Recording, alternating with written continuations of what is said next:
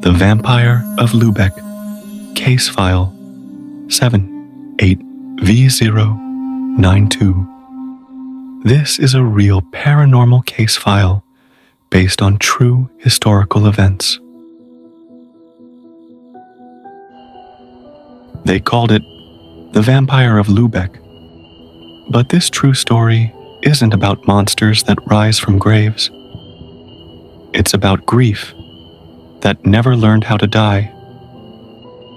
The folklore of the Nachtseher, a type of Germanic revenant or vampire, often associated with consuming its own burial shroud and believed to be connected to epidemic illness or draining the living, is also real.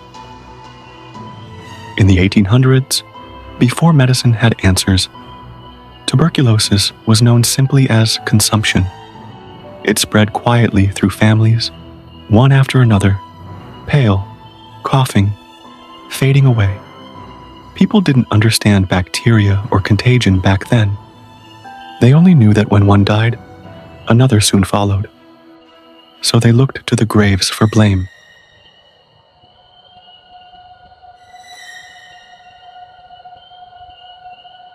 When the dead seemed too fresh, when the lips were still red or the skin unspoiled, villagers whispered that the corpse was feeding.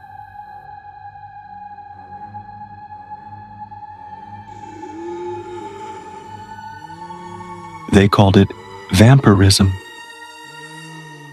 In fear, they opened tombs, burned hearts and organs, and even drank the ashes in hopes of breaking the curse.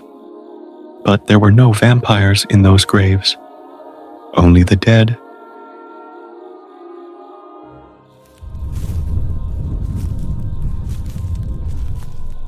And the living, terrified of what they could not explain. Why Germany's burial laws are so rigorous.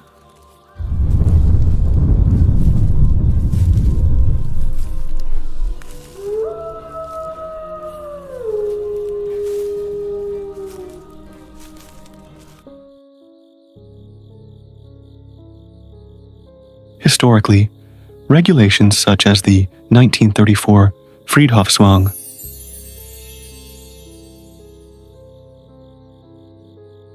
cemetery obligation emerged from public health fears.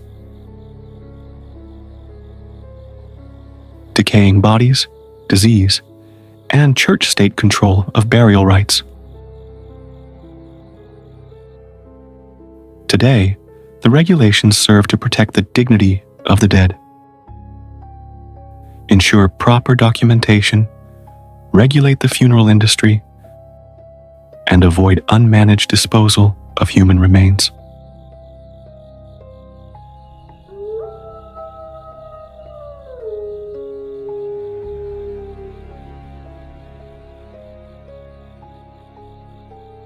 The connection between tuberculosis, known as consumption, back in the day, and vampiric folklore has been documented in 19th century New England and Europe, as people sought supernatural explanations for disease trajectories they did not understand, giving rise to beliefs in vampires.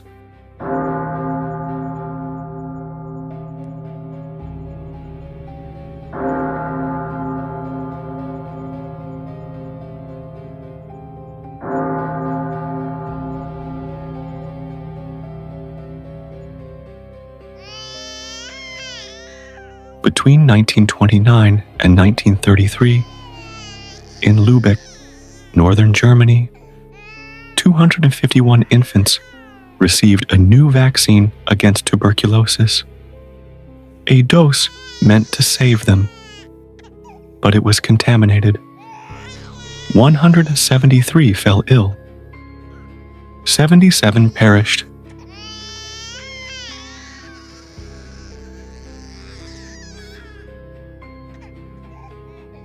The Weiss family lost their only child. Oscar, born 1929, dead before his second birthday.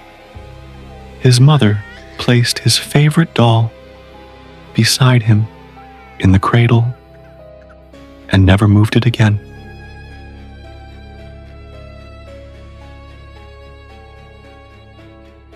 It was porcelain and leather, sawdust stuffed, a birthday gift. After the funeral, neighbors said they heard crying from the nursery.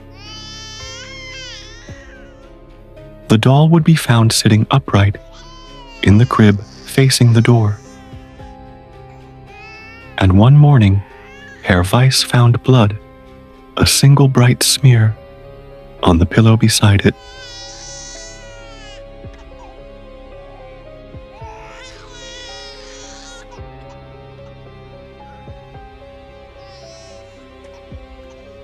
Grief, they say, can summon things. And in the old villages of Germany, sorrow mixed easily with superstition. People whispered of the Nachtseher, the vampire born of disease. They believed the dead returned to drain the living through their dreams.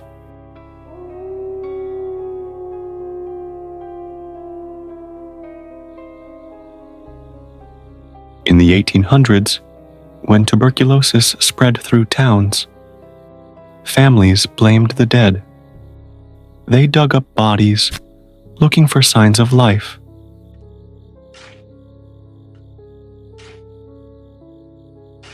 Fresh blood, flexible skin, unrotted hearts. They burned the organs and drank the ashes in tonics, believing it would stop the curse.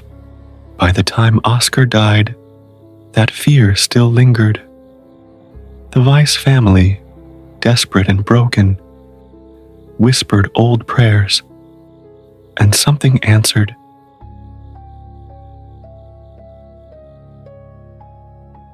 By the 1940s, the doll was sealed beneath the floorboards. Wrapped in Oscar's blanket, after the war, the last Weiss descendant carried it to America. It slept there, silent, for decades.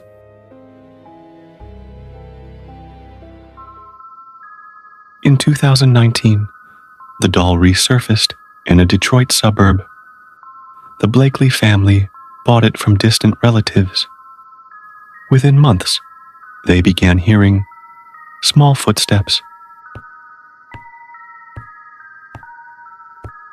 A child's breath near their bed. And on winter mornings, the doll's face shone with moisture, as if it had been breathing.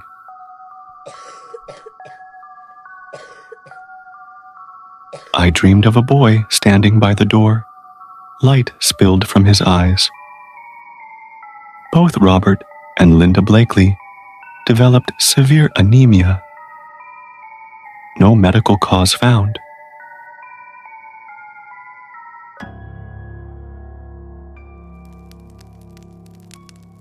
When they tried to throw the doll away, the trash truck passed their can as if it wasn't there. Neighbors said the driver swore he never saw it. Eventually, it was donated to a private collection, the Museum of Haunted Artifacts. Since then, staff have reported cold spots, faint coughing after dark, and the apparition of a pale blonde child, eyes glowing faintly in the dark. They say some grief never leaves. It only changes shape. Beneath the cross of science's crime, a mother wept through grief and time. Her prayers grew roots in flesh and clay, and called her child from death's decay. He wakes when sorrow's name is said, with porcelain skin and eyes of red. Through whispered faith and broken breath, he learned to feed on love and death. So if you stand where candles drip and feel cold fingers brush your lip, remember, hope can sometimes make the very thing it feared awake.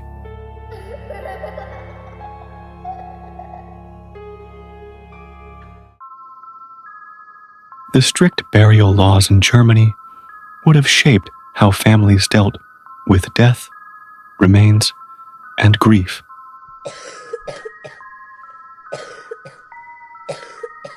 Because private burials or informal disposal of remains were, and largely remain, illegal or heavily regulated, that channeling of sorrow into formal cemetery spaces helps explain how a single, tragic incident in a family could both conform to and be haunted by cultural legal expectations of death, burial, and memory. The doll story, sealed beneath floorboards, transported abroad, and ultimately contained in a museum,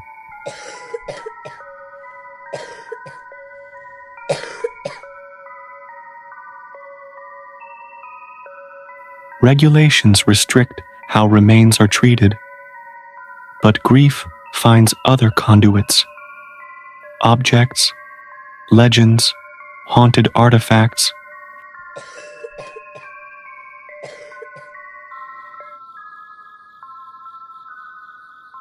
In a world where graves were bound by law and sorrow confined to sanctioned earth, love sought its own vessel. Denied the comfort of burial, grief found form in porcelain, in cloth, in silence. The doll became what law could not contain, a reliquary of loss, a surrogate grave.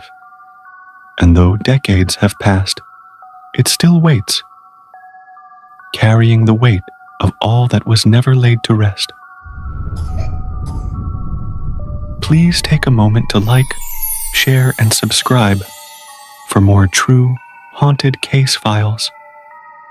This has been the documented case file 78V092. Status: contained. Activity increases under new moon.